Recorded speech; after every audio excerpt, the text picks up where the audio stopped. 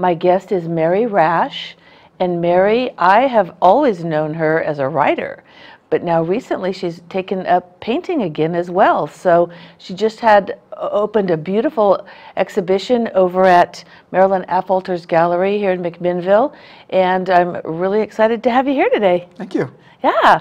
So apparently, from what I understand, you painted years ago, and then there was writing for all those years, and then you recently took painting up again? Is that how it went? That's how it went. Okay. Goes. So let's talk about you in general. Were you always working in the arts for your entire career? Yeah, not entirely, no, but always on the side at least. Okay. No, there were years when I was behind a desk and perfectly miserable, Okay. perfectly misfit. But you started the Easy Writers at some point. I did. And Well, no, I didn't start it. Can't think of his name. It was started by that fellow who opened the bookstore where the men's store used to be. Okay, right. And he never actively participated. He just thought there should be such a group. Well, that's kind of interesting, isn't it? Yeah. So, So it's been going now since about 1981, okay. and I'm the only one who has continued all those years. Really, people have just sort of cycled through, and you're always in there. And you meet once a week? Yes, we do. Wow. And is that whole writers group, or is it a workshop as well? It's a critique group. Okay. Has that been really valuable for you in terms in your writing? Extremely valuable. Okay. Yes. It's grown over the years in value and capability. We have a very compatible group right now. Oh, that's nice. Of gifted people. It's fun to be in their midst. Yeah. And then I'm sure that it feels, when you feel safe, I mean, you feel like the criticism is valuable, positive, and you feel safe, and it really helps you expand and grow as a writer. Absolutely, yeah. Okay. Yeah. We have rules set out that govern us to keep us on track. We do not defend our work. We read it aloud at each meeting, giving everybody in attendance a copy so they can follow along. And if our writing isn't clear, by regulation, we do not defend it. It has to stand on its own. Right. You can't say, but that's not what I meant to say, but that's... Exactly. Because, you know, if it's on the shelf and a reader picks it up, it has to, you know, it has to stand alone on its own merit. Yeah. So what we do, we encourage everybody in attendance to make notes on their copy of their reaction, their observation, their suggestions. If they hate it, say so. And that's pretty easy to take, because you realize if you have a book out there, there are going to be people who hate it. that's true. Not everybody is going to think it's wonderful. Absolutely. So, yeah, we're all different. yeah. Wow, I mean, that's just such an incredible thing to think that you've been doing it for, you know, 33 years. You know, when you first start out, you don't really have a sense of how it's going to go, and all of a sudden here it is all these years later, and you're still there. I have lost interest in getting published.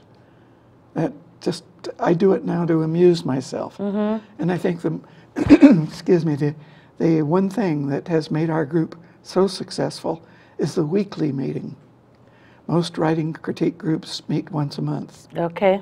And the difference is we can't dally. You can't cheat. Well, we can't postpone, which is everybody's issue. We all do that. But if you're meeting every week, it keeps you writing. It's true. I mean, that's an absolute fact. Yeah. So what actually happened inside you that made you decide you wanted to start painting again? I'm not sure. I really am not sure. It just occurred to me that I could do... the thing that held me back for so long, aside from family duties, and when I got through that, then the thing that held me back was lack of space to paint. Okay. In which to paint. And then I guess I'd had enough of that rationale. So I looked at my garage and I thought, okay, I keep my car in my garage, so there's not a lot of leftover space. But one of my writing pals, Steve Long, came along and built a little painting studio for me in the garage. Okay. Well, that was fine, except that the space was so small that I couldn't get perspective on what I was doing. Oh, okay. You were right up on top of it. Yeah. Easel was here and I was here. I kept at that. It was, the way we designed it, it was easy to heat, despite the fact that it's single wall construction out there.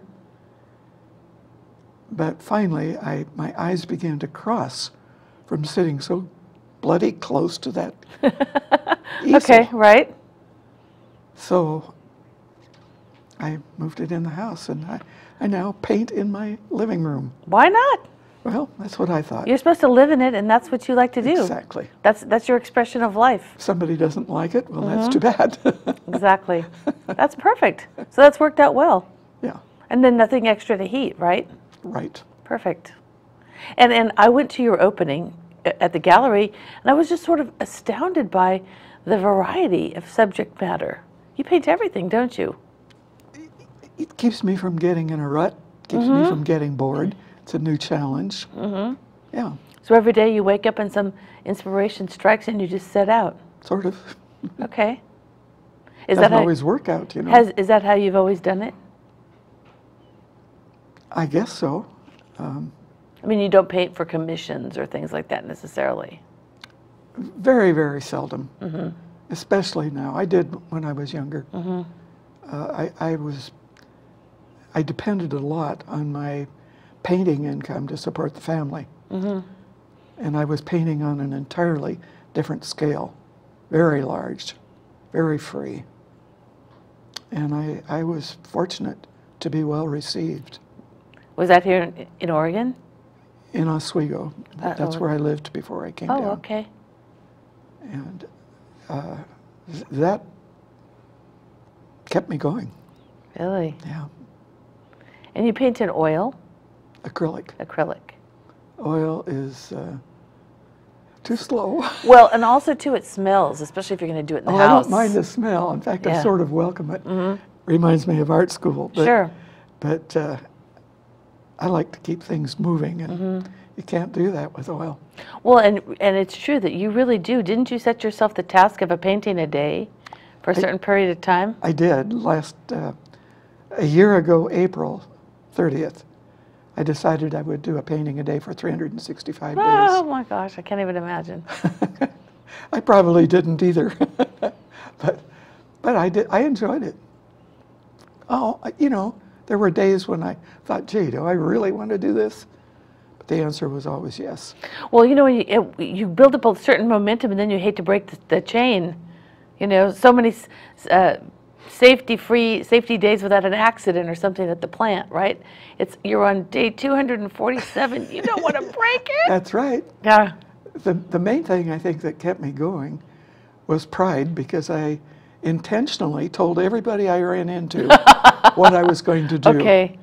Then I had to. So then your feet are to the fire. Yeah. That's right. Okay. Yeah. Wow. So. Well, now that you've opened the show, are you still on that pace? No. No, you. As a matter of fact, I'm taking a hiatus. Good for you. I've started 3 paintings. 2 of them are awful. The third one I can probably salvage. Okay. So if they're awful, what do you do? Just put the white stuff over it and start over? Did you go through the folder at the gallery? Some of them. We included everything, all the failures, everything. Okay. And if I got too frustrated, I saw some of those, and I didn't know what that was. I thought this has got to be making a statement of some sort, but I guess you were talking to somebody, and I was going to ask why the X, but, oh, look, here we go. Here's some of your work. Yeah, my favorite, a frog. Oh, I like frogs. Okay, so he's kind of a fun fellow. Here we go. And I like goats and animals who go around with their tongue hanging out. Yeah. There's just something charming about that. Personality. Yeah. I like cows because I think they're sweet. Yeah. They're very loving. And I consider that one of my better works. I really like that piece. I like simplicity in painting. Mm-hmm. Painting that is too busy does not charm me at all. Van Gogh could do it. I can't. Yeah. Well, certainly not so much detail in one day. Like the Last Supper. You can't pull that off in an afternoon. No. No, that's another example of simplicity. Oh, yeah. And it's another personal favorite, though I haven't found it to be popular. The mushroom? Yeah. I think people either love him or hate him. Okay. I think that's pretty good. It's nice composition. Mm-hmm. It is.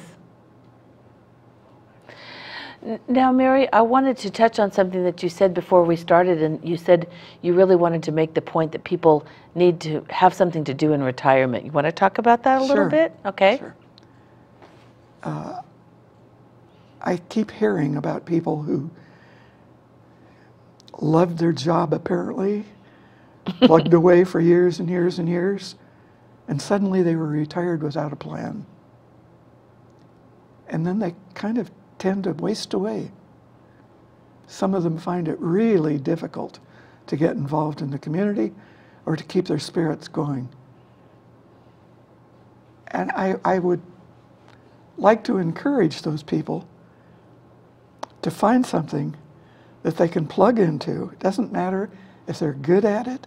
It doesn't matter what other people think of their activity. It doesn't matter at all.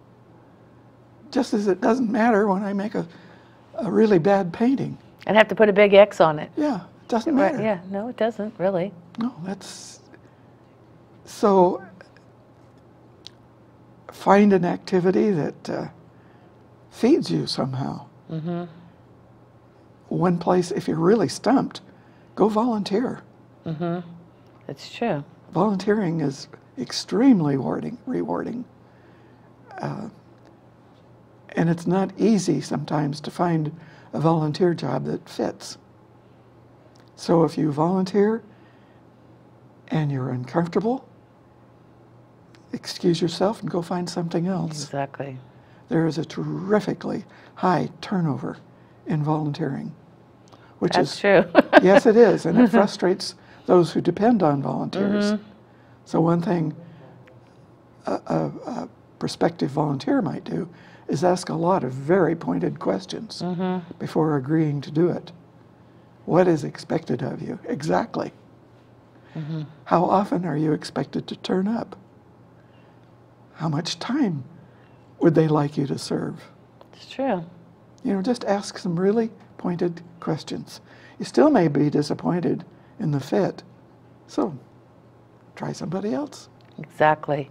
I think, yes, I mean, that is true. Hopefully people will find a passion and something that they really enjoy doing. I have to tell you, we're out of time. Okay. And I really appreciate you coming in today and showing us your work and just kind of catching up with you about what you've been doing. Thank you so much. Thank you.